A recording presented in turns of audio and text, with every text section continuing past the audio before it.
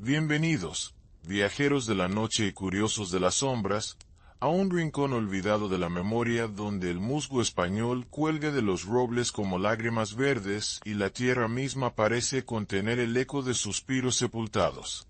Nos adentramos hoy en Memphis, 1855, en los albores de un amanecer que se prometía común pero que guardaba en su seno un misterio tan denso como la niebla del río Mississippi. Esta es la crónica de una inversión silenciosa. La historia de Amara, un esqueleto viviente forjado a latigazos durante 17 largos años, una mujer a quien todos, desde el amo más cruel hasta el último de los esclavos, consideraban poco más que un fantasma inofensivo, un susurro de ser que no merecía ni odio ni temor. Su aparente fragilidad era su celda, pero también, en una ironía más negra que la brea de alquitrán, su armadura.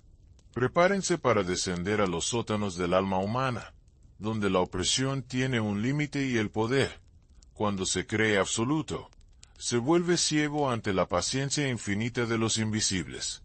Aquí, entre el aroma a algodón podrido y barro, comienza nuestro relato, en la mañana en que el amo, sano y robusto, simplemente no despertó, y el mundo que construyó sobre el dolor descubrió, demasiado tarde, que había subestimado el peso de un silencio cargado de rencor. La plantación se extendía como una mancha de sudor y miseria bajo el sol inclemente de Memphis, 1855, donde el aire espeso olía a barro podrido y a desesperación fermentada. Entre los surcos de algodón, los cuerpos encorvados se mecían al compás de un susurro ancestral, una letanía de dolor que trepaba por los robles cubiertos de musgo español. Allí, en la penumbra del granero, se arrastraba Amara, una sombra de huesos y piel curtida, cuyo nombre nadie pronunciaba con respeto, sino con el desdén que se reserva a los objetos olvidados. Sus manos, finas como alas de murciélago, temblaban al acariciar los granos de algodón, cada movimiento un eco de los 17 años de latigazos que le habían robado la carne, dejándole solo el esqueleto como testimonio de una resistencia silenciosa. Los capataces, hombres brutales con sonrisas torcidas y botas embarradas, la miraban con indiferencia. Para ellos, Amara era menos que un perro flaco, un ser tan frágil que ni siquiera merecía el odio, solo la lástima condescendiente que se otorga a lo insignificante. Pero en sus ojos, hundidos en órbitas oscuras como pozos sin fondo, ardía una chispa de fuego antiguo, un rencor que había aprendido a mascar en silencio, como un veneno dulce que se acumula en las grietas del alma. Cada amanecer, antes de que el sol rasgara el cielo con sus dedos de fuego, Amara se ponía de pie en el patio de la casa principal, donde el amo, el señor Everett, un hombre ancho y robusto con una barba cuidadosamente recortada que ocultaba una boca cruel, esperaba con el látigo en la mano. Él no la castigaba por desobediencia, sino por el simple placer de recordarle quién mandaba, un sadismo calculado que transformaba el dolor en un espectáculo para los otros esclavos, una lección de sumisión. Los primeros rayos de luz acariciaban las cicatrices de Amara, que brillaban como hilos de plata sobre su piel oscura, mientras el látigo silbaba en el aire, desgarrando no solo la carne, sino la misma esencia de su humanidad. Ella, sin embargo, no gritaba en su lugar. Sus labios murmuraban palabras en un dialecto olvidado, un canto de resistencia que solo los vientos llevaban consigo. En su mente, un diálogo interno se desarrollaba como un río subterráneo. Ellos creen que estoy rota, que soy nada más que un esqueleto que se mueve por inercia. Pero no ven que en la fragilidad hay una fuerza que ellos nunca comprenderán, una paciencia que devora montañas. Esta reflexión, tejida con la ironía amarga de quien sabe que la invisibilidad es un arma, la sostenía en las noches más largas, cuando los recuerdos de su familia, arrancada de su lado años atrás, la acosaban como fantasmas hambrientos. La casa del amo era un monumento a la opulencia y la hipocresía. con sus columnas blancas que se alzaban hacia el cielo como dedos acusadores, y en su interior, los muebles de caoba pesaban sobre las alfombras persas como secretos mal enterrados. Amara, asignada a las tareas domésticas más bajas, se movía por los pasillos como una sombra, limpiando el polvo que se acumulaba en los rincones, mientras escuchaba las risas de los invitados que celebraban la riqueza del algodón, sin ver la sangre que lo teñía. Su relación con los otros esclavos era un tejido complejo de empatía y distancia. Algunos la compadecían, otros la evitaban, temiendo que su debilidad fuera contagiosa, pero ninguno sospechaba que detrás de esos ojos apagados se escondía una mente aguda, observando cada gesto, cada palabra, cada suspiro del amo. En las tardes, cuando el calor aplastaba la plantación como una losa, Amara se refugiaba en el granero, donde las telarañas colgaban como cortinas de terciopelo y el olor a heno seco se mezclaba con el perfume dulzón de la descomposición.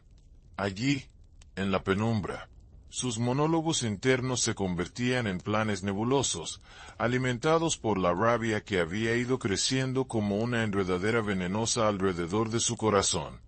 La noche en que todo cambió comenzó como cualquier otra, con la luna llena bañando la plantación en una luz plateada que transformaba lo ordinario en algo espectral. Amara, acurrucada en su jergón de paja, sentía los dolores de los latigazos recientes como un eco en sus huesos, pero en su pecho ardía una calma extraña, como la quietud que precede a la tormenta. El señor Everett, después de una cena opulenta regada con vino tinto que manchaba sus labios de púrpura, se había retirado a su habitación, seguros de su dominio sobre un mundo que creía inmutable. Amara, sin embargo, no dormía en su lugar.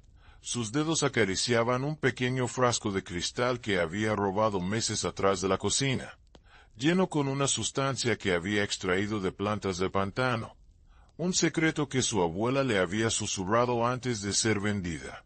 La muerte no siempre llega con estruendo, pensaba, mientras la oscuridad la envolvía como un manto. A veces es un susurro que se desliza entre las sombras, tan silencioso como el vuelo de un búho. Esta idea, cargada de un humor oscuro que sólo ella comprendía, la llevó a moverse con una agilidad que nadie le habría creído posible, deslizándose por los pasillos como un fantasma, hasta la puerta del amo. Al amanecer, el grito de una sirvienta rasgó el silencio de la casa. El señor Everett yacía en su cama, frío y pálido, sin una marca visible en su cuerpo robusto. La noticia se extendió por la plantación como un reguero de pólvora, despertando susurros y miradas de incredulidad. Los médicos, llamados a toda prisa, no encontraron explicación. Hablaron de paros cardíacos o males repentinos, pero en sus voces había una vacilación que delataba su perplejidad. Amara, mientras tanto, seguía con sus tareas habituales, barriendo los patios con movimientos pausados, su rostro una máscara de resignación que ocultaba un triunfo íntimo y profundo. Los capataces, en su estupidez, la miraban pasar sin verla, reforzando su invisibilidad para ellos. Era impensable que esa mujer, a quien el viento parecía a punto de llevarse, pudiera haber urdido algo tan letal.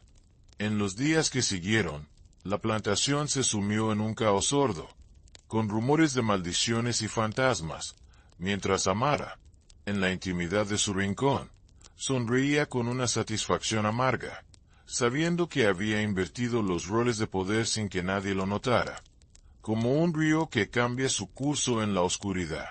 Mientras esta historia se despliega en vuestras mentes, queridos espectadores, no olviden darle like a este video y comentar desde qué rincón del mundo y a qué hora se sumergen en este relato, porque vuestra compañía en esta travesía nocturna le da un sentido más profundo a cada palabra.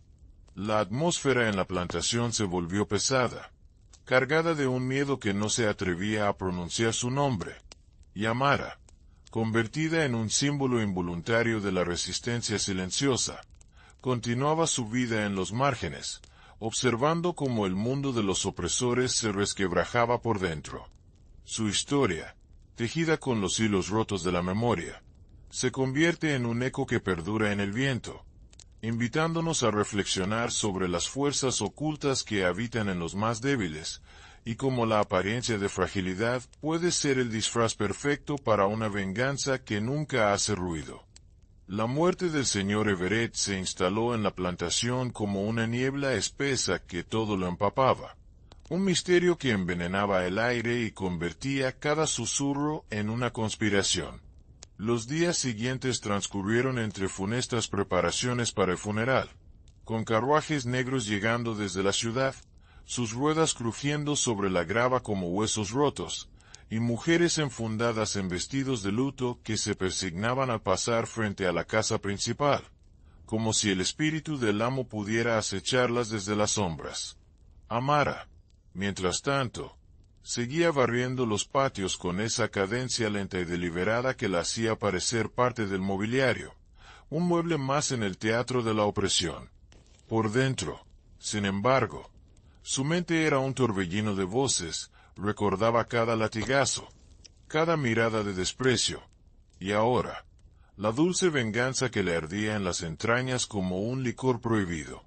Ellos buscan respuestas en los cielos o en los médicos charlatanes, pensaba, mientras sus dedos, finos como alambres, acariciaban el borde de su delantal. Pero la verdad yace aquí, en mi silencio, en esta fragilidad que ellos mismos alimentaron. Los otros esclavos, atemorizados por la incertidumbre, comenzaron a verla con una mezcla de compasión y recelo, como si su mera presencia fuera un recordatorio de que el mal podía adoptar formas insospechadas. En las noches, cuando la luna se filtraba entre las tablas del granero, Amara se sentaba en un rincón y observaba las arañas tejiendo sus telas en las vigas, una metáfora de la paciencia que ella había cultivado durante años. Su corazón, un páramo de emociones reprimidas, ahora latía con un ritmo nuevo, un eco de libertad que sólo ella podía escuchar. A veces, en sus sueños, revivía la noche de la muerte del amo, el crujido de la puerta al abrirse, el aroma a colonia barata y vino rancio que emanaba de la habitación, y luego, el acto sigiloso de verter aquel líquido ambarino en la copa de agua junto a la cama, un veneno extraído de las raíces del pantano, que su abuela llamaba el susurro de la tierra. No había odio en ese momento, solo una certeza fría, como si fuera una extensión del mismo destino que el señor Everett había forjado para ella. Al despertar, el sabor de la culpa era dulce y amargo a la vez, un manjar que saboreaba en secreto. Mientras afuera, los capataces especulaban sobre herencias y nuevos amos, ciegos a la verdad que se paseaba entre ellos. La plantación, sumida en el caos, empezó a generar sus propios mitos. Algunos decían que el fantasma del amo vagaba por los campos, otros que una maldición ancestral había caído sobre la propiedad. Los capataces, nerviosos, aumentaron la vigilancia, pero sus miradas se deslizaban sobre Amara sin detenerse, reforzando su invisibilidad. Ella, astuta, aprovechaba para escuchar conversaciones en la cocina, donde las sirvientas cuchicheaban sobre testamentos y deudas, y así se enteró de que un sobrino del señor Everett, un hombre joven y ambicioso de Nashville, llegaría pronto para hacerse cargo. Esta noticia encendió en ella una chispa de inquietud. El nuevo amo podría ser igual de cruel, o peor, y su frágil armadura de insignificancia podía no ser suficiente. En sus monólogos internos, se repetía: la sombra que soy puede esconderme, pero no forever. El miedo es un arma de doble filo, y ahora que he probado el poder, no puedo volver atrás. Mientras, el viento llevaba el olor a jazmín podrido desde el jardín, mezclándose con el tenor de la incertidumbre, creando una atmósfera donde hasta los grillos callaban ante la pesadez de los secretos. Y en medio de esta trama que se enreda como enredadera en un muro decrépito, queridos espectadores, No se olviden de darle like a este video y comentar desde qué ciudad y a qué hora se adentran en esta historia, porque vuestra presencia, aunque sea a través de la pantalla, añade un matiz único a cada relato, como un testigo invisible en la noche. La llegada del sobrino, un hombre de modales afilados y ojos claros que escudriñaban todo con desconfianza, trajo un nuevo aire de tensión a la plantación. Se llamaba Alistair Everett, y desde el primer momento, su presencia fue como un cuchillo que cortaba el aire, desafiando los viejos órdenes. Mientras inspeccionaba los campos, sus botas resonaban sobre la tierra seca, y su mirada se posó en Amara por un instante más largo de lo habitual, como si intuyera que detrás de esa fragilidad aparente había algo más. Ella, sin pestañear, bajó la cabeza en un gesto de sumisión aprendido, pero en su interior, las alarmas sonaban. Alistair no era como su tío. Había una inteligencia en sus ojos que podía penetrar su disfraz. Las semanas siguientes, Amara se volvió más cautelosa, evitando cualquier acto que pudiera delatarla, mientras la plantación se adaptaba a un nuevo ritmo, uno donde el pasado y el presente chocaban como olas en un acantilado, dejando al descubierto las grietas de un sistema Bilton Payne. Alistair Everett no era un hombre de látigos y gritos, su crueldad era más sutil, una cuchilla de hielo que se deslizaba entre las costillas de la normalidad. Instalado en la habitación que fuera de su tío, con los mismos muebles de caoba que ahora parecían cargarse de un peso distinto, comenzó su reinado con una meticulosidad de contable. Revisó los libros de la plantación con dedos largos y pálidos, y su mirada, clara como el agua estancada, no perdía detalle. Esa misma mirada fue la que, una tarde de llovizna pegajosa, se clavó en Amara mientras ella arrancaba malas hierbas en el jardín. No era la mirada despreciativa de los capataces, sino una de curiosidad clínica, como si estudiara un insecto raro bajo una lupa. «Esa la esquelética», le oyó decir Amara a uno de los mayordomos. «Siempre ha tenido esos ojos que parecen mirar desde el fondo de un pozo». Con el corazón de Amara, un pájaro enjaulado entre sus costillas, aleteó con fuerza. Su invisibilidad, esa capa hecha de años de dolor y desprecio, empezaba a deshilacharse bajo la luz gélida de Alistair. La plantación entera se tensó como una cuerda de guitarra a punto de romperse. Los capataces, acostumbrados a la brutalidad simple del antiguo amo, no sabían cómo lidiar con las preguntas silenciosas y las inspecciones sorpresa del nuevo.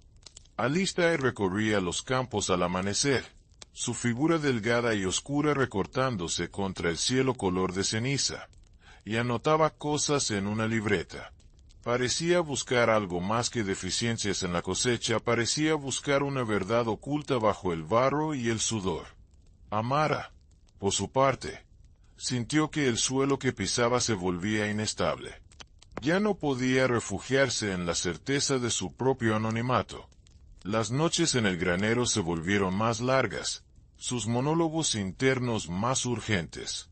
«Este no es un toro que embestir», pensaba, acurrucada entre la paja, mientras la lluvia repiqueteaba una canción monótona en el techo de zinc. «Es una serpiente. Y las serpientes huelen el miedo, pero también huelen la mentira». Recordaba las lecciones de su abuela, no solo sobre las hierbas del pantano, sino sobre la paciencia del cazador. «A veces, hija, la presa debe hacerse más pequeña, más quieta, hasta confundirse con la tierra misma». Fue entonces cuando Alistair comenzó a hacer preguntas que nadie más había hecho, sobre las rutinas de su tío, sobre lo que comía, sobre quién le servía la última copa de agua antes de dormir. Las hizo con una voz suave, casi amable, que resultaba más aterradora que cualquier grito. Las otras sirvientas, atemorizadas, balbuceaban respuestas evasivas.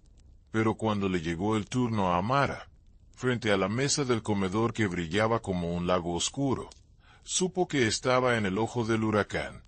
Alistair estaba sentado al otro lado, sus dedos entrelazados sobre la madera pulida.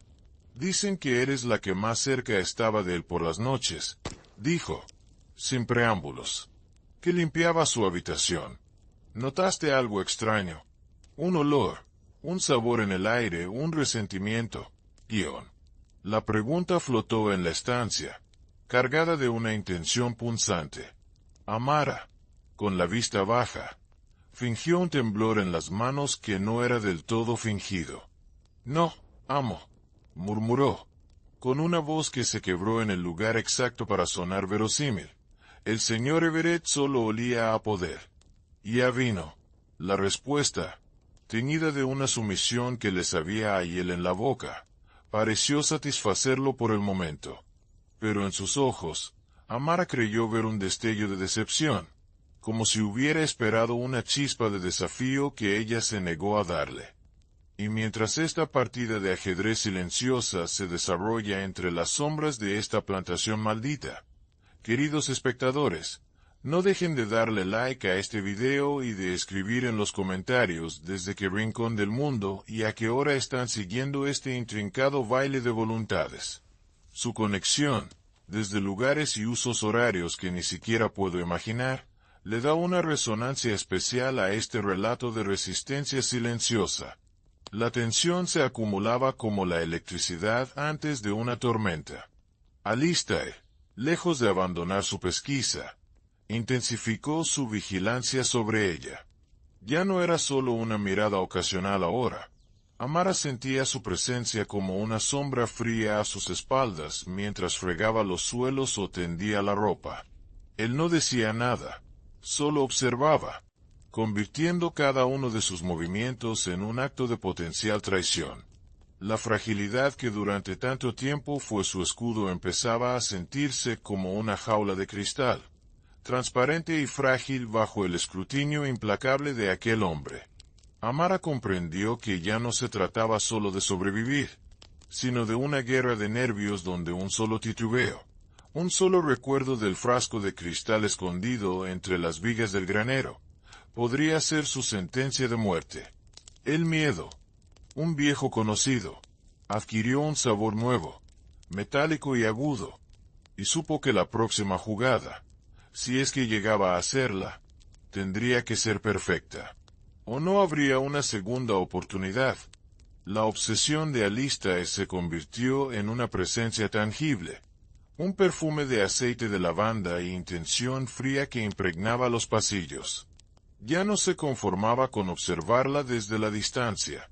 Comenzó a alterar sus rutinas, apareciendo en el granero a horas intempestivas, con la excusa de revisar el almacén de herramientas. Sus botas resonaban sobre las tablas carcomidas, un latido lento y amenazante que hacía que el corazón de Amara se encogiera como un fruto seco. Una tarde, mientras ella separaba granos de maíz con dedos temblorosos, él se detuvo a su lado. El silencio se extendió, pesado como un sudario. Mi tío era un hombre metódico, dijo Alistair, su voz un hilillo de agua helada.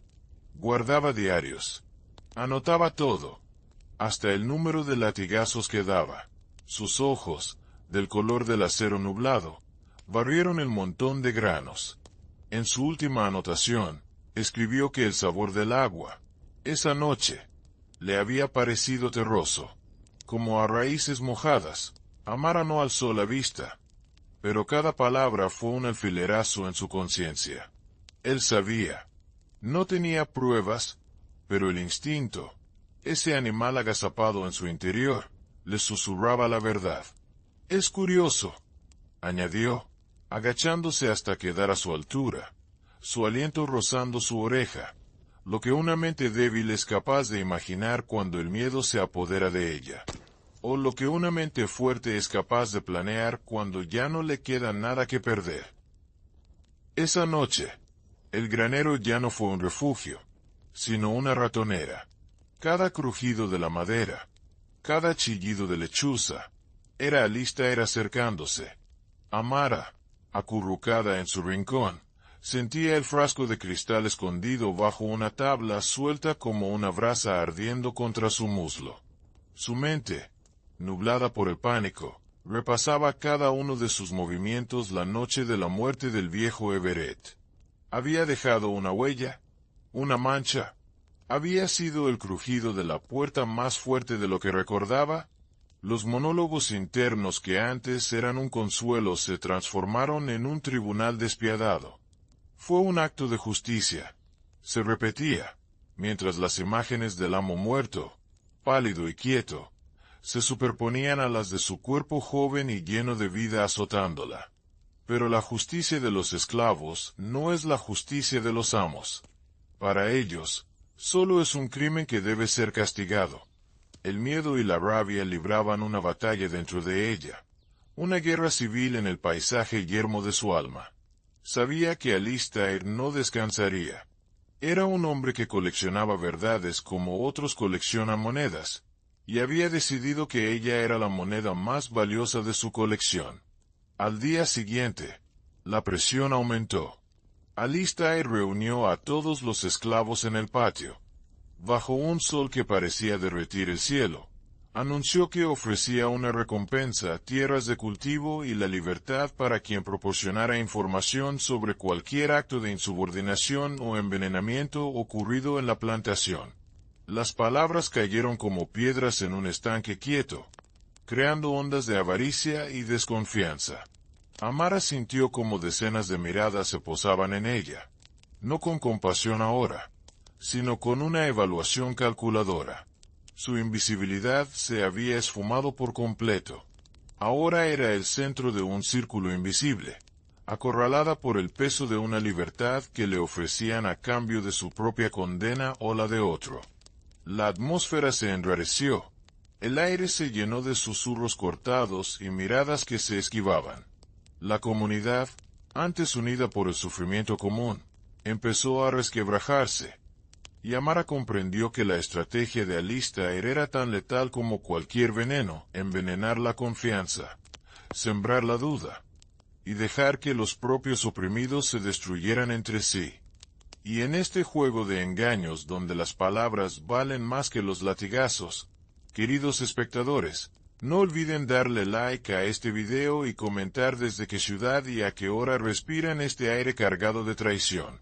Sus voces, llegando desde lejanas geografías, son como susurros de aliento en esta noche tan larga. La desesperación se arrastró por sus venas como un líquido helado. Ya no podía confiar en nadie, ni en la vieja Elara, que le había vendido ungüentos para las heridas, ni en el joven Ben, cuyas miradas furtivas antes le parecían de solidaridad y ahora le resultaban sospechosas. Se vio a sí misma como Alistair debía verla, un animal acorralado, asustado, y por tanto, peligroso. Y un animal peligroso, sabía, podía cometer errores. Esa misma tarde, mientras lavaba ropa en el arroyo, vio a Alistair observándola desde la colina, su silueta recortada contra el cielo como la estatua de un dios cruel. Y supo, con una certeza que le heló la sangre, que no estaba esperando a que ella tropezara. Estaba esperando a que ella, impulsada por el pánico, se delatara a sí misma en un acto de desesperación. El cazador había tendido su trampa, y la presa, temblando y sola, solo podía esperar el momento del zarpazo, o encontrar la forma de morder la mano que la acorralaba. La paranoia se enredó en la plantación como una hiedra venenosa, estrangulando los últimos vestigios de confianza. Los susurros ya no eran sobre fantasmas o maldiciones, sino sobre monedas y libertades. Amara, convertida en el blanco invisible de todas las miradas, se movía como un espectro consciente de su propia condena. Cada gesto, cada suspiro, era analizado por los demás esclavos, cuyos ojos, antes velados por la compasión o la indiferencia, ahora brillaban con una luz calculadora y hambrienta. Hasta la vieja Elara, quien le había enseñado los secretos de las hierbas para calmar el dolor, evitaba su mirada, refugiándose en el trabajo como si el simple contacto visual pudiera manchar su propia oportunidad de escapar de aquel infierno. El silencio que una vez fue su escudo ahora era una losa de hielo que la separaba del mundo. Un aislamiento tan profundo que hasta el rumor del viento entre los algodonales le parecía un juicio susurrado. La presión encontró una grieta en su armadura una tarde sofocante. «Ven». El muchacho de mirada furtiva se le acercó mientras recogía leña en el límite del bosque. Su respiración era entrecortada, y sus manos, callosas y jóvenes, se abrían y cerraban con nerviosismo. «Amara», murmuró, sin atreverse a mirarla a los ojos. «El amo nuevo me preguntó por ti. Dijo que recordara si te vieron con hierbas raras». El corazón de Amara se convirtió en un puño de hielo. Ven no era una amenaza por malicia, sino por miedo, el miedo a perder la recompensa, el miedo a que otro hablara primero. «Yo no le dije nada», añadió rápidamente, como si las palabras pudieran quemarle la lengua. «Pero otros sí lo harán. Es solo cuestión de tiempo». Antes de que ella pudiera articular una respuesta, una sombra se cruzó entre los árboles. Era Alistair, paseando con su libreta, su mirada barriendo la escena como un halcón. Ven palideció y se esfumó entre la maleza, dejando a Amara sola, con la confesión del muchacho envenenando el aire. No era una acusación, pero era el preludio. Alistair no necesitaba pruebas, solo necesitaba sembrar la duda hasta que la verdad, asfixiada, brotara por sí sola. Esa noche, en la oscuridad opresiva del granero, Amara tocó la tabla suelta bajo la paja. El frasco de cristal estaba frío contra sus yemas. Por primera vez, la idea de usarlo de nuevo, de dejar que el susurro de la tierra limpiara la plantación de la presencia gélida de Alistair, se presentó no como un acto de justicia, sino de supervivencia pura y desesperada. Pero era un movimiento imposible. Alistair era cauteloso, metódico. No bebía vino en exceso.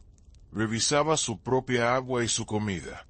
Envenenarlo requeriría una oportunidad, una cercanía que ya no tenía. Y fallar significaría una muerte lenta en el potro de tortura. O algo peor, la venta hacia un infierno aún más profundo. Su mente, agotada, trazaba y descartaba planes con una frenética desesperación. Se vio a sí misma huyendo hacia el pantano. ¿Pero a dónde iría? El mundo allende la plantación era tan hostil como ésta. Y su cuerpo, un esqueleto vestido de piel, no aguantaría una jornada de fuga. La trampa se cerraba, y cada latido de su corazón era el tic-tac de un reloj imaginario que marcaba el tiempo que le quedaba de relativa seguridad.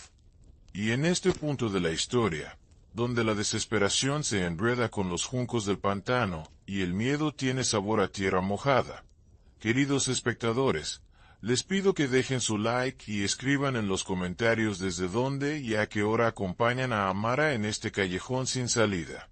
Sus palabras, llegadas desde otras latitudes, son como luciérnagas en esta oscuridad, recordándonos que cada historia, por oscura que sea, es witnessed por alguien.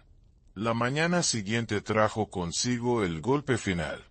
Alistair, con una sonrisa de triunfo apenas esbozada, anunció que había enviado una muestra de sustancias sospechosas encontradas en los aposentos de los esclavos a un boticario en Memphis. Mentira, por supuesto. Era un farol, una jugada magistral en su juego psicológico. Pero el efecto fue instantáneo. La mirada de los demás esclavos se volvió abiertamente hostil. Ya no era la frágil Amara, la digna de lástima. Ahora era una amenaza para la frágil esperanza que Alistair había sembrado. La habían convertido en el chivo expiatorio perfecto. Y ella, de pie en el patio, sintió como el último vestigio de su mundo se desmoronaba. Ya no se trataba de si Alistair tenía pruebas. Se trataba de que todos, absolutamente todos, necesitaban creer que ella era la culpable. Y en ese momento, comprendió que su única salida no era demostrar su inocencia, sino aceptar su culpa y transformarla en la única arma que le quedaba, la de ser, hasta el final, la esclava en los huesos que nadie temía, pero que, esta vez, podría llevarse a su verdugo consigo al abismo. La mentira de Alistair sobre el boticario de Memphis cayó sobre la plantación como una losa de piedra caliza, sellando cualquier grieta de duda. Los esclavos, cuyos rostros antes mostraban una mezcla de cálculo y temor, ahora endurecieron sus expresiones hacia Amara con un unánime veredicto silencioso. Ella ya no era una compañera de infortunios, era el obstáculo entre ellos y un sueño de libertad. La vieja Elara, al pasar junto a ella con un cántaro de agua, no solo evitó su mirada, sino que escupió disimuladamente al suelo, un gesto pequeño y venenoso que significaba más que cualquier acusación abierta. El aislamiento se volvió físico. Tangible la rodeaban como un vacío que quemaba, y hasta el perro flaco que merodeaba por las cocinas le gruñía, como si también hubiera absorbido la animosidad del ambiente. Amara, en el centro de ese círculo de rechazo, sintió como se cerraba el cerco de una forma nueva y más terrible. No era solo la persecución de Alistair, era la condena de su propia gente. Un destierro en el mismo lugar donde había vivido toda su vida. Su mente, exhausta de trazar planes imposibles, comenzó a navegar por un río más oscuro y resignado. Si la culpa era inevitable, entonces la aceptaría. Pero no con la sumisión que todos esperaban. La aceptaría como un disfraz final, como la piel de cordero que ocultaría los colmillos del lobo hasta el último momento. Dejó de evitar las miradas. En su lugar, comenzó a cultivar una expresión de derrota absoluta, de una tristeza tan profunda que rayaba en la inanición espiritual. Sus hombros, siempre encorvados, se hundieron aún más, como si cargaran con el peso de una confesión silenciosa. Cuando Alistair la observaba, ella no temblaba, simplemente se dejaba mirar, con los ojos vidriosos y perdidos, como si su espíritu ya hubiera abandonado su cuerpo. Era una actuación desesperada, una danza macabra en la que cada movimiento estaba coreografiado para gritar «soy culpable, pero estoy demasiado quebrantada para representar un peligro». Jugaba a ser el espectro de sí misma, sabiendo que la invisibilidad total era imposible, pero quizás una visibilidad lastimosa y patética podría ser su nuevo escudo. Fue en ese estado de postración calculada cuando, barriendo las hojas muertas del porche de la casa principal, su oído captó un fragmento de conversación entre Alistair y el capataz. Hablaban de la llegada del sheriff del condado en -3 días. No mencionaron su nombre, pero la mirada furtiva del capataz hacia ella fue suficiente. 3 días. El plazo final. Un alivio perverso se mezcló con el pánico en sus venas. Al menos la incertidumbre tenía una fecha de caducidad. Esa noche, en el granero, ya no pensó en el frasco de cristal.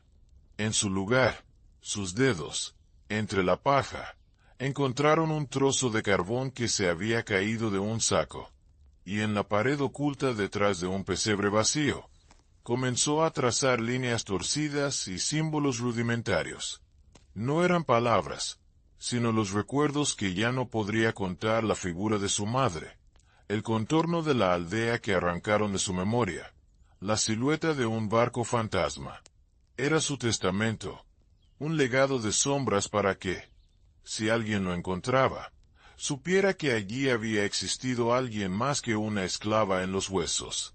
Mientras dibujaba, un humor negro y amargo, el único que le quedaba, le susurraba que quizás, en un futuro lejano, su historia no sería la de una envenenadora, sino la de una cronista de lo que el algodón se tragó.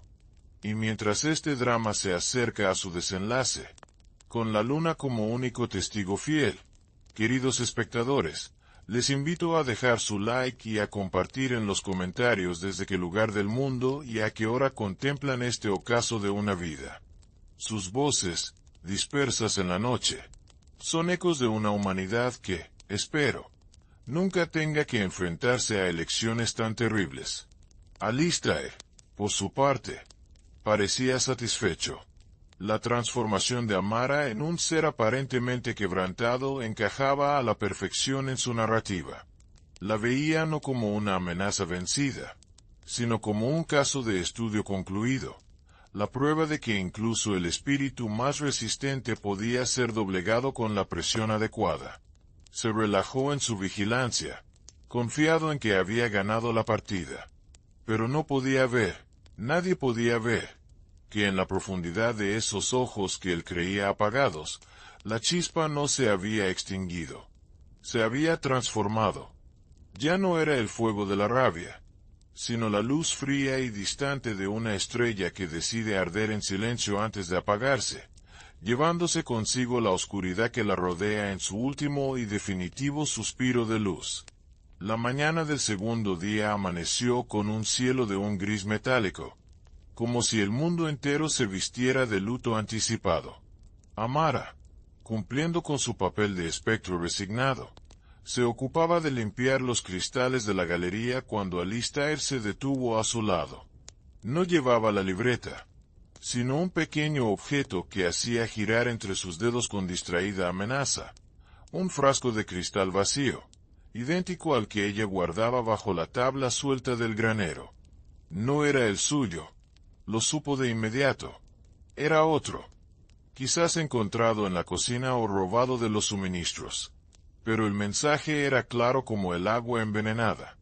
«Es curioso», musitó él, sin mirarla directamente, observando cómo la luz se refractaba en el vidrio. Como un objeto tan insignificante puede contener tanto poder, o tanta desesperación. Dejó caer las palabras como gotas de ácido. El sheriff llegará mañana. Su justicia es más expedita que la mía. Menos interesada en los porqués. Amara no respondió. Siguió pasando el trapo sobre el vidrio, un movimiento hipnótico y circular, como si estuviera borrando su propio reflejo. Pero en su interior, una certeza se cristalizó. Alistair no quería entregarla a la ley. Quería la confesión, la rendición total de su voluntad.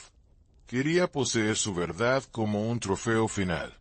La tarde se deslizó hacia un crepúsculo plomizo. El viento, que había estado en calma, comenzó a soplar con fuerza, sacudiendo los robles y arrancando hojas secas que giraban como almas en pena. Era la tormenta que se acercaba, una cómplice involuntaria del drama humano. Amara, enviada a buscar agua al pozo, sintió la electricidad estática en el aire, un cosquilleo en su piel que le recordaba la tensión antes de un latigazo. Fue entonces cuando Ben se le acercó de nuevo. Su rostro ya no mostraba miedo, sino una determinación fúnebre. «Lo siento, Amara», susurró, su voz casi arrastrada por el viento. «Le conté al amo lo de las hierbas que recolectabas para el ara hace un tiempo. Dijo que era evidencia de intención. La traición, ahora explícita, no le dolió. Era el último clavo en un ataúd que ya consideraba sellado». Asintió lentamente, sin mirarlo, y siguió caminando hacia el pozo. El muchacho se quedó allí, inmóvil, cargando con el peso de su propia supervivencia, un precio que Amara comprendía demasiado bien. El agua del cubo, cuando la izó, estaba fría y oscura, como el fondo del pozo de sus esperanzas. Esa última noche en el granero, el viento aullaba entre las tablas sueltas, una sinfonía de duelo. Amara no tocó la tabla suelta. No miró su frasco de veneno. En cambio, se sentó en la paja y cerró los ojos, no para dormir, sino para escuchar. Escuchó el crujir de la madera, el lejano ladrido de un perro, el susurro de la lluvia que empezaba a caer. Estaba grabando cada sonido, cada sensación, en la memoria de su piel. Sabía que al día siguiente, ante el sheriff, su silencio sería su última arma. No Nigeria, no Afromeria, se convertiría en el muro que la evidencia de Alistair no podría derribar por completo. Sin una confesión, sin testigos directos, su destino sería la horca por sospecha. Pero la duda, esa semilla que Alistair tanto odiaba, quedaría plantada para siempre. Sería la esclava esquelética a la que colgaron por un crimen que nadie pudo probar. Un misterio que envenenaría la herencia de los Everett más allá de su muerte.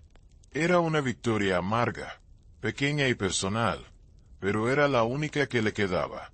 Mientras la lluvia lavaba el mundo exterior, ella se aferró a esa última chispa de agencia, al consuelo perverso de que, incluso en su aniquilación, le arrebataría a Alistair la satisfacción completa.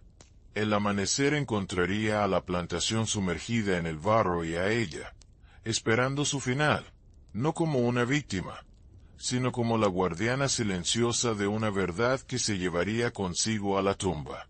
La madrugada del tercer día irrumpió no con luz, sino con una niebla espesa y baja que se aferraba a la tierra como un sudario húmedo.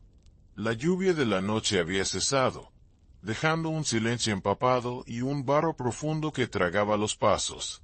Amara, desvelada y con los huesos doloridos por la humedad, fue arrancada de su rincón por el capataz principal, un hombre cuyo aliento olía a aguardiente barato incluso a esa hora. Sus manos brutas la sujetaron con más fuerza de la necesaria, como si ella, en su estado de extrema debilidad, pudiera desatar una fuerza sobrehumana. El camino hacia la casa principal fue un vía crucis a través de la penumbra algodonosa. La niebla le robaba el contorno de los árboles, convirtiendo el mundo en un espacio gris y opresivo donde solo existían el sonido de sus propias pisadas chapoteando y la respiración entrecortada del capataz. No había otros esclavos a la vista. Alistair había sido meticuloso. No quería un espectáculo público, sino una ejecución privada de su justicia, un acto íntimo de dominio total. La escena en el despacho de Alistair estaba cuidadosamente orquestada. Él estaba sentado tras el escritorio de caoba, pulcro y severo, con el frasco de cristal vacío colocado frente a él como un relicario profano.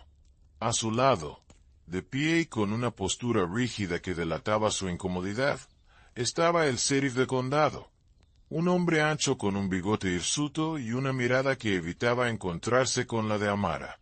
Olía a tabaco y a cuero mojado. La habitación, normalmente impregnada del aroma a cera y papel, ahora estaba cargada con el olor agrio del miedo y la autoridad.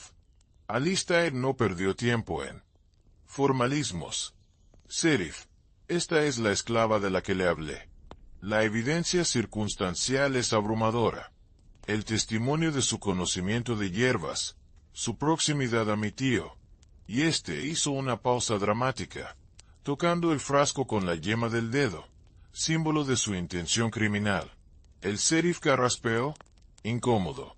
Sin testigos directos, Alistair, sin el cuerpo del viejo Everett para exhumar y una prueba tangible, es difícil para una acusación formal. Alistair esbozó una sonrisa fría. No la necesito condenada por un jurado. Solo necesito que se la lleve. La sospecha y el testimonio de los capataces son suficientes para venderla hacia el sur, a los arrozales de Georgia. Allí, una de su contestura no durará una temporada. Sus palabras no eran una sentencia de muerte, sino algo quizás peor, una condena a una agonía lenta y anónima en otro infierno. Fue en ese instante, mientras el sheriff asentía con gesto torpe, que Amara comprendió la jugada final de Alistair. No buscaba su ejecución, que podría convertirla en un mártir. Buscaba su desaparición, su borrado total del mapa de la memoria. Quería que se esfumara como si nunca hubiera existido, que su nombre se pudriera junto con su cuerpo en un pantano lejano. Y ante esa perspectiva, el plan que había urdido en la noche se le antojó de pronto insuficiente, casi infantil. El silencio ya no era un arma, era su consentimiento. Una calma extraña, no la de la resignación, sino la del río que decide su curso en el último momento. Se apoderó de ella. El sheriff se acercó, con unas esposas oxidadas en la mano. Vamos, muchacha. No hagas esto más difícil. Su voz era áspera, pero no cruel, solo impersonal, como la de un hombre cumpliendo una tarea desagradable. El capataz le sujetó los brazos por detrás. Y entonces, justo cuando el metal frío iba a rozar sus muñecas, Amara alzó por fin la cabeza. No miró al sheriff. No miró al capataz. Clavó sus ojos, ya no apagados sino convertidos en dos brasas negras y serenas, directamente en los de Alistair. Y habló por primera vez en aquel juicio sumarísimo, con una voz ronca por el desuso, pero perfectamente clara. El señor Everett no se quejó del sabor a tierra en el agua. Amo a Alistair. La habitación se quedó en un silencio absoluto. Hasta la respiración del sheriff se detuvo.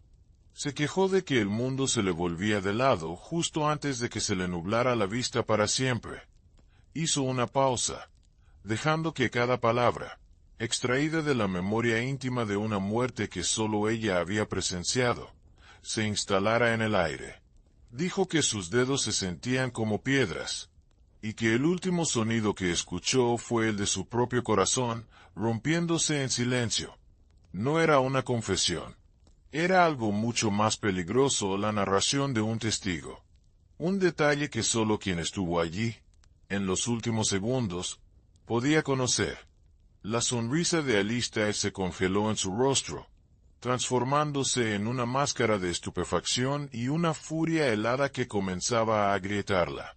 El sheriff bajó lentamente las esposas, su mirada yendo de Amara a Alistair, cargada de una nueva y terrible comprensión. El juego había cambiado. Amara ya no era solo una esclava acusada. Era, ante los ojos de la ley, una testigo material. Y Alistair, en su arrogancia, la había puesto frente al único hombre que, por ley, estaba obligado a escuchar su testimonio. El silencio que siguió a las palabras de Amara fue tan denso y pesado que pareció absorber hasta el último suspiro de la habitación. El frasco de cristal sobre el escritorio ya no era un símbolo de poder, sino un objeto ridículo, un juguete vacío frente a la crudeza de un detalle mortal. La mirada del sheriff se transformó. La incomodidad se disipó, reemplazada por la fría curiosidad de un sabueso que ha olido una pista genuina. Sus ojos, entrecerrados, se clavaron en Alistair. ¿Es eso cierto, Everett? Preguntó. Y su voz ya no era la de un aliado circunstancial, sino la de un representante de la ley que percibe el hedor de una mentira mucho más grande. Nunca mencionaste que hubiera testigos de sus últimos momentos. Alistair palideció. Un tic nervioso sacudió la comisura de su labio. Había subestimado la profundidad del pozo de resignación de Amara, creyendo que había drenado hasta la última gota de su voluntad. No contaba con que, en el fondo, hubiera guardado un último dato, un estilete envenenado que ella ahora blandía no para salvarse, sino para arrastrarlo a el alfango de la sospecha. Está mintiendo, forcejeó, pero su voz sonó estridente, desprovista de su habitual control gélido. Delira. El miedo le hace inventar historias. Pero la semilla de la duda ya estaba plantada en la mente del sheriff. Se volvió hacia Amara, estudiándola con una intensidad nueva. Ya no veía a una esclava esquelética, sino a un depósito de secretos. Describe la habitación. Esa noche, Amara, con la misma voz serena y rota, obedeció. No añadió florituras, no mostró emoción. Solo facts, detalles ínfimos que solo los ojos de una sombra, de una persona invisible, podían haber capturado la posición exacta de la vela en el candelabro, el libro abierto en el mesillo de noche, un tratado de contabilidad, el modo en que la sombra de la luna se proyectaba a través de la ventana y caía sobre la mano yerta del señor Everett. Cada palabra era un clavo en el ataúd de la credibilidad de Alistair. El sheriff escuchaba, inmóvil, y en su rostro se dibujaba el lento y terrible entendimiento de que había estado a punto de ser un instrumento para eliminar a un testigo incómodo. La justicia de los blancos, torpe y prejuiciosa, tenía sus grietas, y la verdad, cuando se presentaba con una crudeza incontestable, podía colarse por ellas. Alistair, acorralado, estalló. Es una esclava. Su palabra no vale nada contra la de un hombre blanco, John. El grito, cargado de un pánico que ya no podía disimular, resonó en la habitación como un disparo. Fue su error final. El sheriff, un hombre del sur, criado en el mismo barro de prejuicios, asintió lentamente, pero su respuesta no fue la que Alistair esperaba.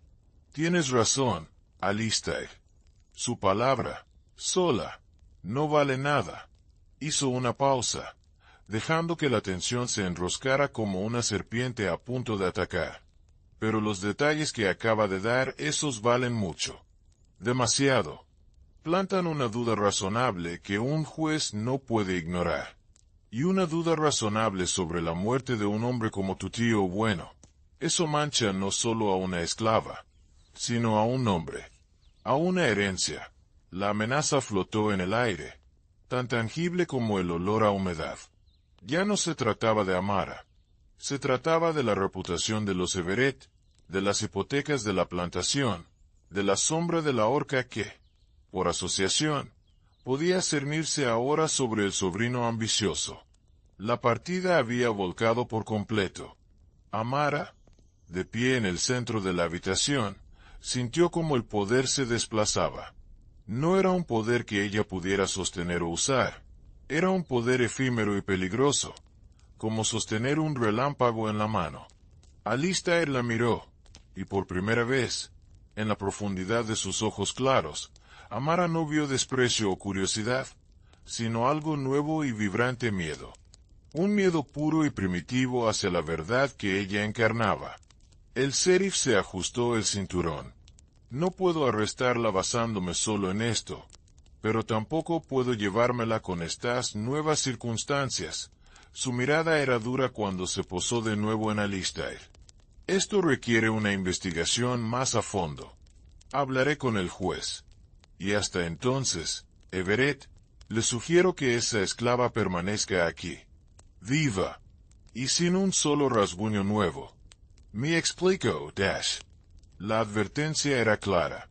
Amara se había convertido, de la noche a la mañana, en la persona más protegida de la plantación, no por su valor, sino por el peligro que su muerte súbita representaría para su amo. La ironía era tan macabra que, por un instante, Amara sintió la extraña e histérica necesidad de reír. Había intercambiado la amenaza de los arrozales de Georgia por la de una jaula dorada de silencio y vigilancia, una prisión quizás más exquisita, pero una prisión al fin y al cabo. Y su verdugo ahora era su rehén, y su rehén, su verdugo potencial. El equilibrio de poder, ese espejismo que había perseguido durante 17 años, se había materializado de la forma más retorcida y frágil imaginable. La partida había volcado, pero el tablero seguía siendo el mismo infierno de barro y algodón. La salida del sheriff, un hombre ahora cargado con el peso de una incomodidad legal que no anticipaba, dejó en el despacho un silencio cargado de veneno. Alistair no se movió de detrás del escritorio.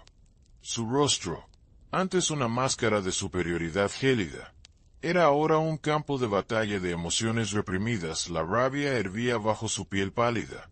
Los músculos de su mandíbula se tensaban y destensaban en un ritmo espasmódico. Pero por encima de todo, dominaba un frío cálculo renaciente. Amara seguía de pie en el centro de la habitación, el lugar donde minutos antes el sheriff había dibujado un círculo invisible de protección temporal alrededor de su frágil existencia. Ya no temblaba. La adrenalina de haber jugado su última y más arriesgada carta la había dejado vacía, como un caparazón de cigarra después de la muda. Sabía que no había ganado. Había simplemente cambiado la naturaleza de su condena. Alistair rompió el silencio. Su voz un hilillo de vapor venenoso que se escapaba entre los dientes apretados. «Has sido muy lista, muchacha». Las palabras no eran un elogio, sino una amenaza cuidadosamente articulada. «Has usado la única moneda que tenías, mi nombre. Mi reputación se levantó lentamente, y su sombra, proyectada por la tenue luz de la lámpara de aceite, se alargó hasta engulfirla. Pero entiende esto, esa moneda tiene dos caras. Tu vida ahora vale exactamente lo que vale mi tranquilidad. Y yo soy un hombre que valora enormemente su tranquilidad». Caminó hacia ella, no con la brusquedad del capataz, sino con la lentitud deliberada de un predador que reevalúa a su presa. Se detuvo a un palmo de distancia. Amara podía oler el aroma a jabón caro y a la furia seca que emanaba de él. «Vas a seguir barriendo. Vas a seguir limpiando. Vas a vivir. Pero cada suspiro que des, cada latido de ese corazón débil, estará atado a mi voluntad. Si toso, saltarás. Si miro al cielo, rezarás porque no llueva. Eres mía de una manera que mi tío jamás soñó». Su mirada escarbó en la de ella, buscando el miedo, la rendición. Amara mantuvo la suya impasible, un estanque negro de resignación activa. Él no quería su sumisión, ya la tenía. Quería su terror, y al no encontrarlo, su frustración creció. Y olvida cualquier noción de hablar de nuevo. La próxima vez que tu voz pronuncie una palabra que no sea «sí, amo», no haré falta un serif. Te arrastraré personalmente al pantano y observaré cómo los caimanes convierten tus huesos en mitos. La vida de Amara se transformó en una existencia de cristal. La vigilancia no era ya la de antes, inquisitiva y psicológica, sino física y asfixiante. Un capataz la seguía a distancia en todas sus tareas, sus ojos como dos puntos de fuego en la nuca. Ya no era invisible, era un foco de atención constante, un documento vivo que debía ser custodiado. Los otros esclavos la evitaban más que nunca, no por desprecio ahora, sino por un terror supersticioso. Era la mujer que había enfrentado al amo nuevo y había vivido, pero a un precio que ninguno podía comprender del todo. Se había convertido en un amuleto de mala suerte, un espejo que reflejaba un poder tan retorcido que quemaba al mirarlo. Por las noches, en el granero, ya no estaba sola. La puerta permanecía entornada y la silueta del vigilante se recortaba contra la claridad exterior. Amara se acostaba en su jergón, sintiendo el frasco de cristal bajo la tabla como un corazón segundo, latiendo en sordina. Ya no era un instrumento de venganza, era un testigo mudo de su propia prisión.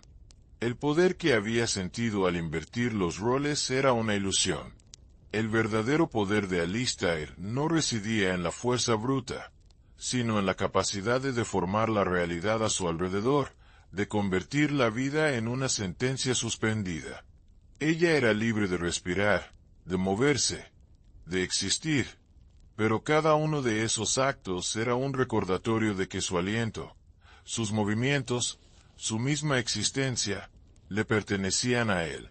Era la dueña de su silencio, y él, el dueño de todo lo demás. Y en esa jaula de aire y voluntad ajena, Amara comenzó la etapa más larga de su cautiverio, una en la que la esperanza no tenía cabida, solo la tenaz y obstinada tarea de seguir viva, día a día, convertida en un espectro custodiado en la plantación que había sido su infierno y ahora era su tumba en vida. El tiempo en la plantación perdió su ritmo natural y se convirtió en una sustancia espesa y monótona, un presente eterno tejido con los hilos grises de la vigilancia y el silencio forzado. Amara se movía por los predios como un autómata perfeccionado, sus gestos reducidos a la pura funcionalidad barrer, limpiar, cargar.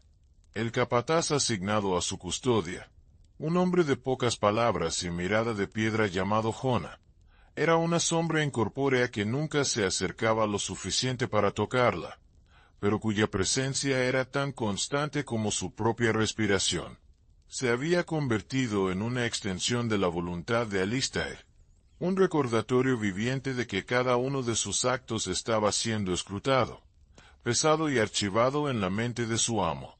La paradoja era exquisita en su crueldad. Cuanto más sumisa e invisible se esforzaba por parecer, más visible se volvía para el único ojo que importaba. Su fragilidad, ante su escudo, era ahora la cadena más evidente. Alistair la observaba desde la galería, desde una ventana, con la satisfacción tranquila de un coleccionista que contempla su pieza más valiosa y peligrosa, encerrada bajo un cristal irrompible.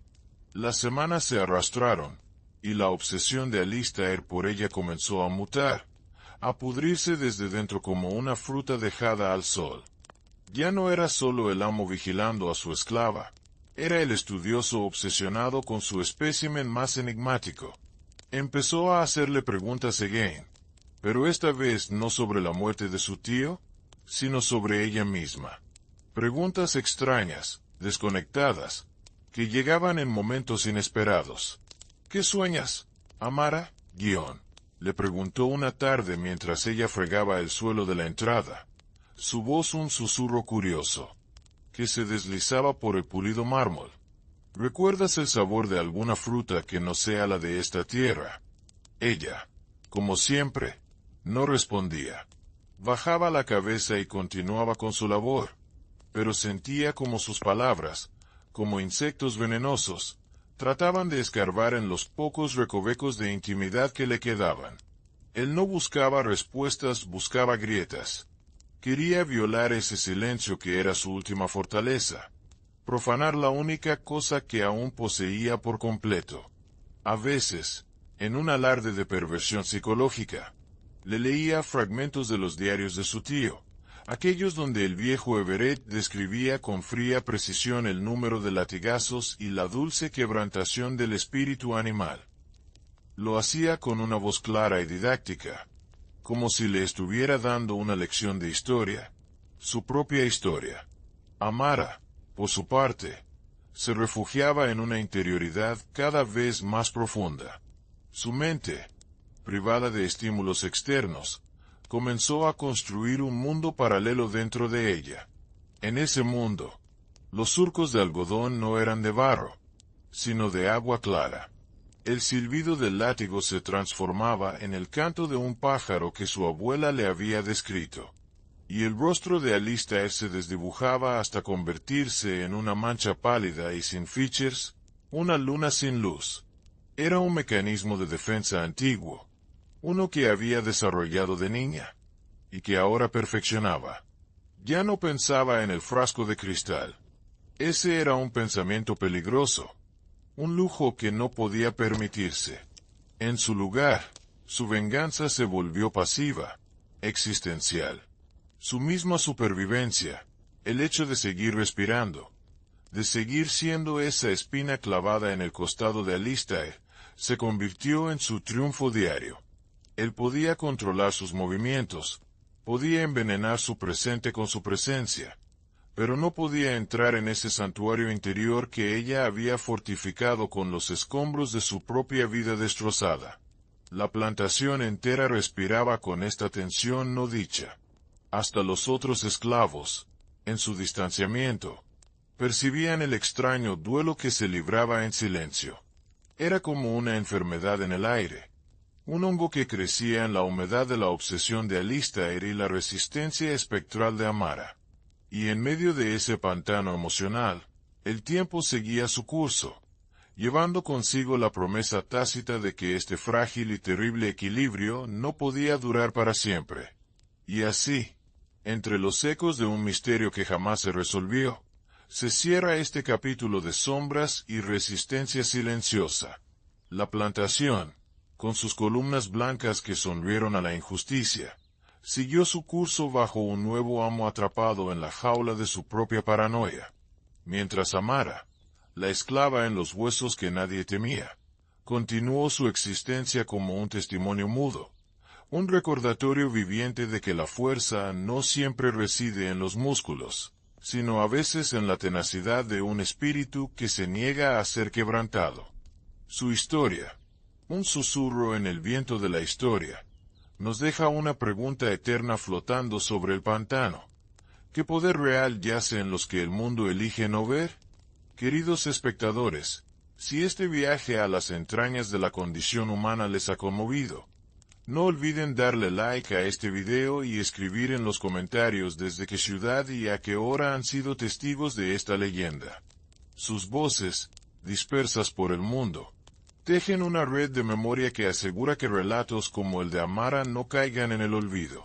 Permanezcan atentos a nuestro canal, porque en la próxima oscuridad, desentrañaremos otro secreto donde la historia y la noche se dan la mano. Hasta la próxima inmersión en lo macabro.